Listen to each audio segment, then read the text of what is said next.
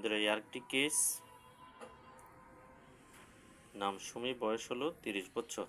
Main complain হচ্ছে many moles and words in the face.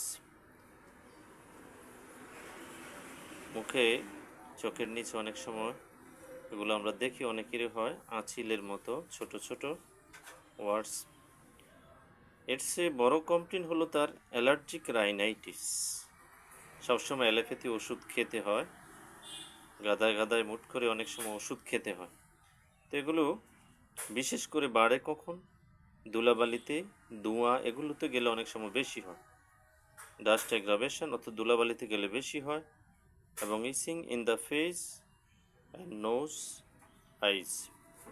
পেজের নাক, চোখ, মুখ এগুলো চুলকায়।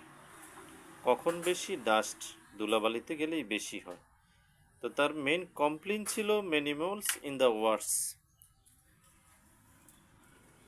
কিন্তু আমি দেখলাম কেস টেকিং করে তার অ্যালার্জিক্যাল প্রবলেমটাই বেশি।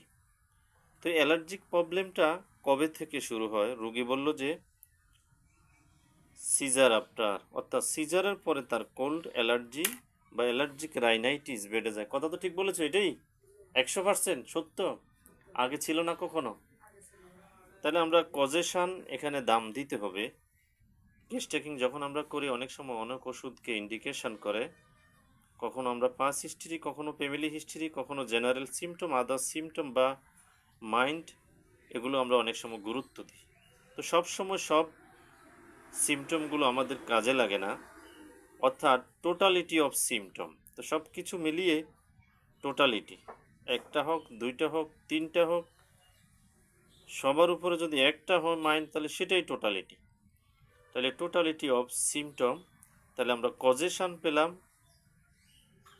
অল কমপ্লেন সিজার আফটার, অর্থাৎ সিজারের পরে তার এই সমস্যাগুলো দেখা দেয়।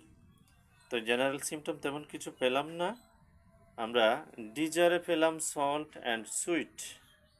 কিন্তু আমি কেস টেকিং করে দেখলাম এখানে সাইকোটিক ইন্ডিকেশন বেশি, অর্থাৎ থুজার কিছু সিমটম এখানে অনেক বেশি, গাম বেশি, বেদিং ডিউরিং ইউরিনেশন, এবং মাইন্ডের ভিতরে অনেকগুলো সিমটম আছে, সেন্সেশন এজ ইফ সামন ফলোইং বিহাইন্ড, এবং সাসপেসিয়াস মেমোরি উইক, হারিনেস, ইন্ডুলেন্স, সেন্টিমেন্ট হট।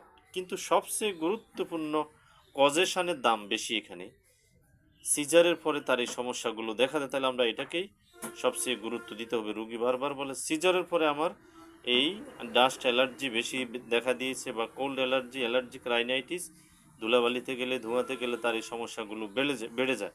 তাহলে এটা আমাদের গুরুত্বপূর্ণ একটা সিমটম।